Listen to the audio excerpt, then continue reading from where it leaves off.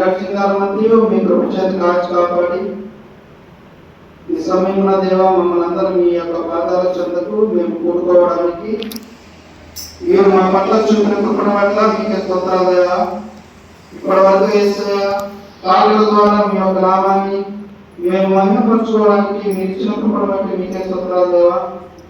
అలాగే వాక్య భావంలో వెళ్ళవచ్చుగా యేసయ్య మీ దాసుల ద్వారా మీరే మాతో మాట్లాడే దేవా. మా జీవితాలను సరిచేసుకునే విధంగా మా జీవితాన్ని మీ యొక్క విశ్వాస మార్గంలో మేము నిలబెట్టుకునే విధంగా సహాయం చేయమని దేవా. ఇక్కడ ఎవరైతే వచ్చారో దేవా వాళ్ళందరినీ జ్ఞాపకం తెచ్చుకొని వారి యొక్క జీవితాలను వారి యొక్క హృదయాలను మీ మాటల ద్వారా వాళ్ళని బలపరచమని వాక్యం చెప్పడం మీ యొక్క దాసుని జ్ఞాపకం తెచ్చుకోవడం దేవా. మీ దాసుల ద్వారా మీరే మాతో మాట్లాడి మిమ్మల్ని బలపరచమని మా ప్రభు రక్షకుడైన యేసుక్రీస్తు ప్రభు వారి పరిశుద్ధమైన నామంలో అడిగి వేడుకున్నాను తండ్రి, ఆమేన్.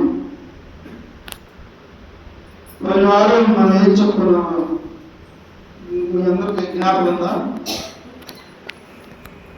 మరి వారు మనం ఏం చెప్పుకున్నాము?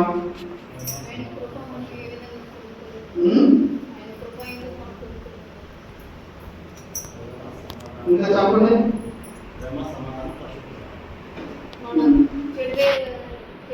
దేవుని యొక్క కృపను మనం పొందుకోలేకపోవడానికి కారణాలు ఏంటని కొన్ని వారం మనం తెలుసుకున్నాం. ఏంటి అవి చెప్పండి, రాసుకున్నారుగా.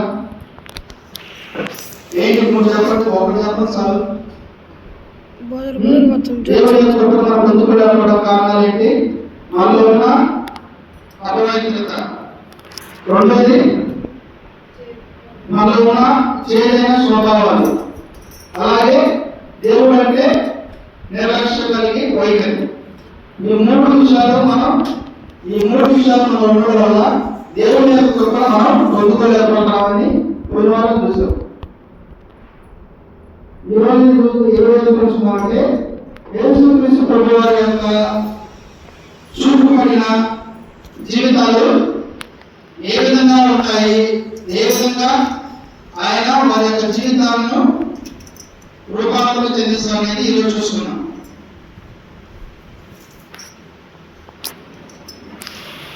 యోహాను సువార్త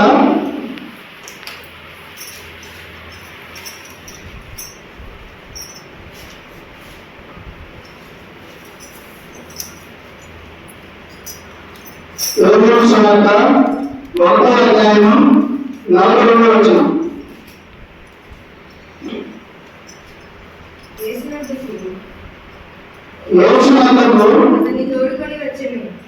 అతన్ని తోడుకొని వచ్చెను. మెస్సయ్య అనే మాటకు అభిషిక్తుడని అర్థం.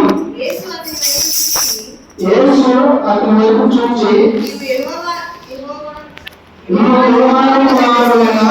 సీమోను నీవు కేఫా అనబడునని చెప్పాను. కేఫా అనే మాటకు రాయి అని అర్థం. ఇక్కడ మనం గమనించినట్లయితే ఇక్కడ ఒక వ్యక్తిని మనం గమనిస్తాం. ఒక వ్యక్తి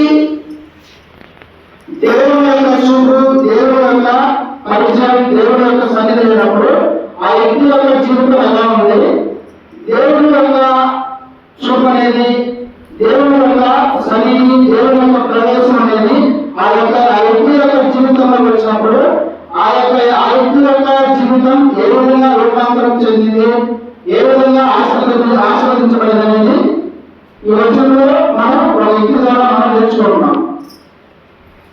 ఈ వచనం యొక్క నేపథ్యం వ్యాకరణం ఏంటంటే బాప్తిస్మం ఇచ్చే యోహాను దేవుని గురించి అక్కడ సాక్షిస్తూ ఉంటాడు. అక్కడున్న ప్రాంతాల యూదులకి, పరిసయ్యులకి, అక్కడున్న ప్రతి మొత్తానికి యేసుక్రీస్తు రాబోతున్నాడు మీరు అని చెప్పి దేవుని గురించి ఆయన సాక్షిస్తూ ఉంటే ఆ యోహాను ఫాలో అయిన ఇద్దరు శిష్యులు ఉంటారు. ఫస్ట్ ఎవరు ఉంటారు? ఆంధ్రయ, యోహాను ఇద్దరు శిష్యులు ఉంటారు. యోహాను గారు దేవుడు వచ్చిన తర్వాత ఆయన్ని రోజు పాపాలను మోసుకుపోయే గొప్పగా అని చెప్పేసి ఇప్పటి వరకు మీరు నన్ను నన్ను గమనించారు, ఇక్కడ నుంచి మీరు ఆయన ఫాలో అతన్ని గమనించమని చెప్పేసి వారు శిష్యులు చెప్తారు. ఎవరు చెప్తారు? ఎవరు చెప్తారు? ఎవరు చెప్తారు? అర్థమైందా?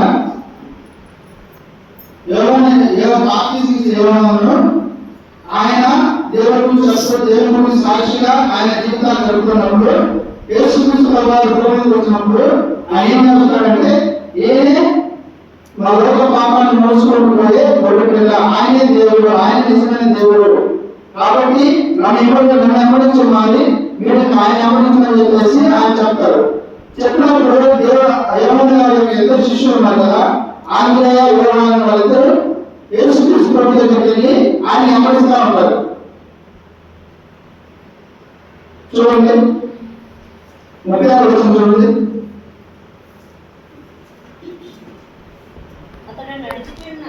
అతను నడుస్తున్న యేసు వైపు చూసి ఇదిగో దేవుని గొర్రె పిల్ల అని చెప్పాను. అతడు చెప్పిన మాట ఆ ఇద్దరు శిష్యులు విని యేసుని వెంబడించి యేసు వెనుకకు తిరిగి వారు తన వెంబడించడం చూసి మీరేం వెంబడిస్తున్నారు అని అడగగా, రబ్బీ నీవెక్కడ దాపుకున్నావు అని ఆయన అడిగి, రబ్బీ అన్న మాటకు బోధకుడని అర్థం. వచ్చి చూడమని ఆయన వాళ్ళతో చెప్పగా వారు వెళ్ళి ఆయన కాపురమున్న స్థలం చూసి ఆ దినము ఆయన బస చేసింది. ఇక్కడ యోహాను గారు చెప్పినప్పుడు ఆ ఇద్దరు శిష్యులు దేవుని యేసు ప్రభువాన్ని ఫాలో అయ్యి ఆయన దగ్గరికి వెళ్తారు.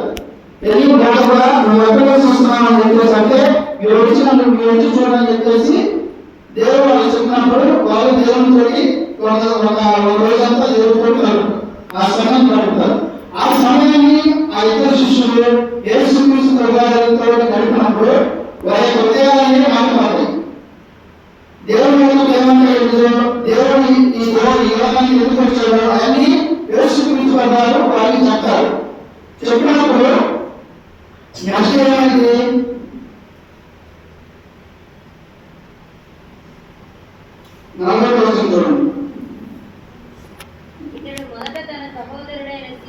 ఇతడు మొదట తన సహోదరుడైన సీమోనును చూసి మేము మెస్సయ్యను కనుగొంటిమి అతనితో చెప్పి యేసు నామమున అతన్ని తీసుకొని వచ్చును.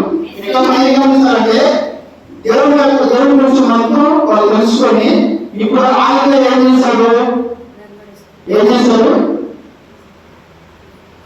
అక్కడ ఆ తెలుసుకున్నదాన్ని ఆయన అప్పుడే ఆయన మనసులో ఉంచుకోవాలి. దేవుడు అంటే దేవుడు యొక్క ప్రేమ ఏందని చెప్పేసి అతను ఆ యొక్క తమ్ముడు దగ్గరికి వెళ్ళాడు. ఎవరు తమ్ముడు? సిమోను అంటే పేతురు దగ్గరికి వెళ్ళి ఆయన ఏదైతే చూశాడో ఏదైతే అనుభవించాడో ఆయన ఉంచుకోకుండా అతను దేవుడి యొక్క ప్రేమను అతను తమ్ముడు కూడా పొందుకోవాలని చెప్పేసి సిమోను అంటే పేతురు దగ్గరికి వెళ్ళాడు.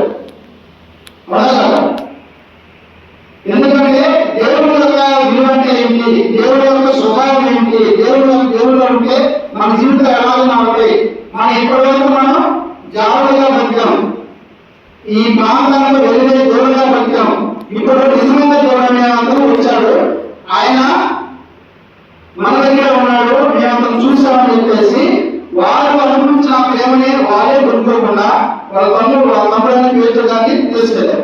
ఈ రోజు మనం ఈ మాట ద్వారా మనం ఏం గమనించుకోవాలంటే మనకి దేవుడి గురించి తెలుసు, కొంత 10%, 1%, ఎంతమంది దేవుడి గురించి తెలుసు. మనం తెలుసుకోవడం కూడా దేవుడి దగ్గరికి మనం ఎంతమంది తీసుకొచ్చాం చెప్పండి.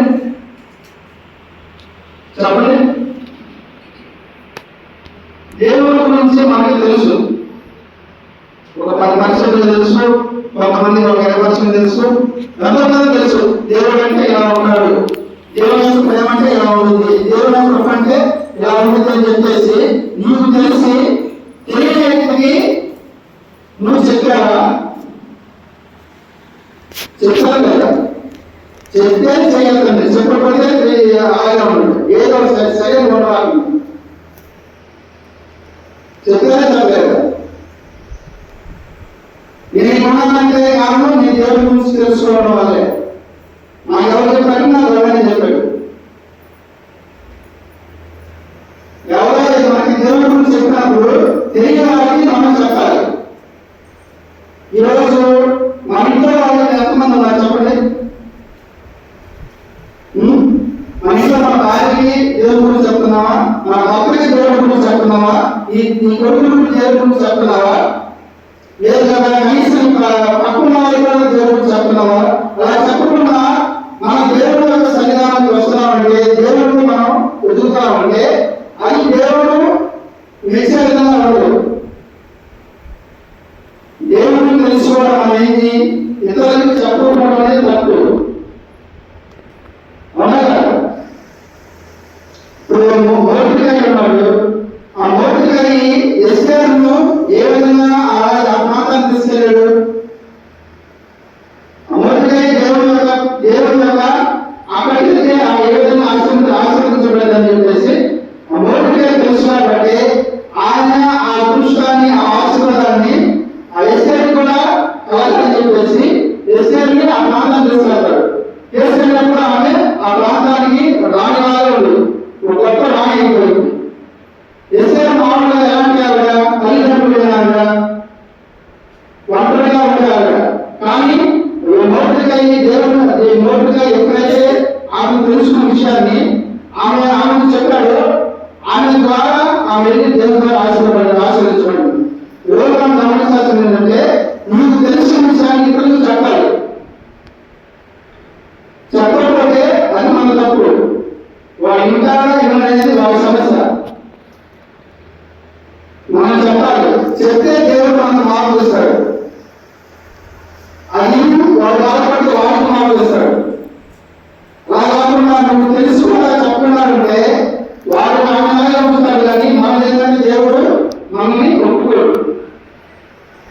మోర్డెకై ద్వారా ఎస్తేరు ఏ విధంగా ఆశీర్వదించబడిందో మన ద్వారా దేవుడిని తెలియని వాళ్ళు దేవుని గురించి తెలుసుకునే విధంగా మనం ప్రేరేపించాలి.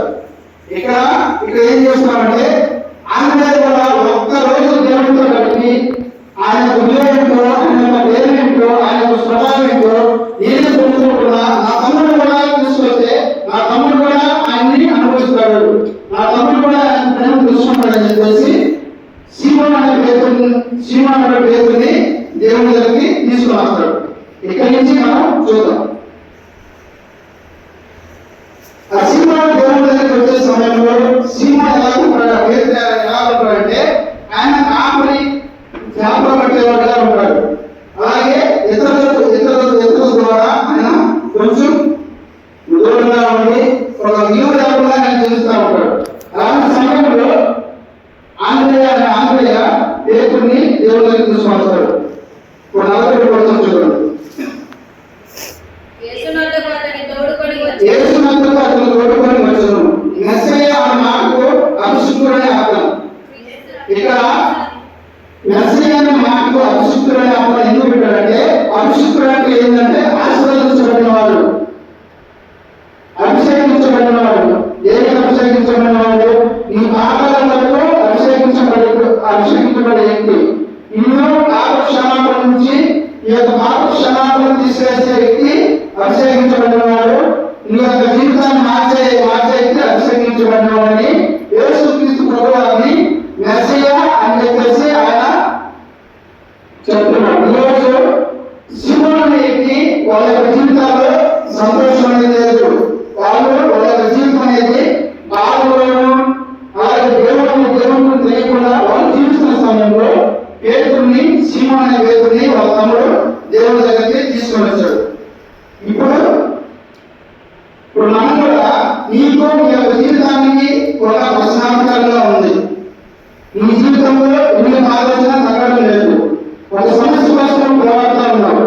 ఆ సమస్య నీకు తీరాలంటే నువ్వు ఎవరి దగ్గర చేస్తావు అనేది నువ్వు గమనించుకోవాలి. అవునా కదా? నిద్రపోవాలి. 10 నిమిషాలు అయిపోయింది. ఇప్పుడు మనకు ఒక సమస్య వచ్చింది. వాళ్ళకి ఒక వారం రోజులు జ్వరం అలాగే ఉంది. వాళ్ళు ఏం చేస్తారు? పక్కన సలహా ఏం చేస్తారు చెప్పండి. మీ అమ్మాయి దేని పెట్టింది కానీ అక్కడ తీసుకుని అక్కడ మంత్రం బాగేస్తారంట. ఆ మంత్రం చేయించుకుంటే తగ్గిపోయిందని చెప్పేసి మన పక్కన సలహా ఇస్తూ ఉంటారు. అవునా కదా? భర్త ముందు మానేయాలంటే అది ఊర్లో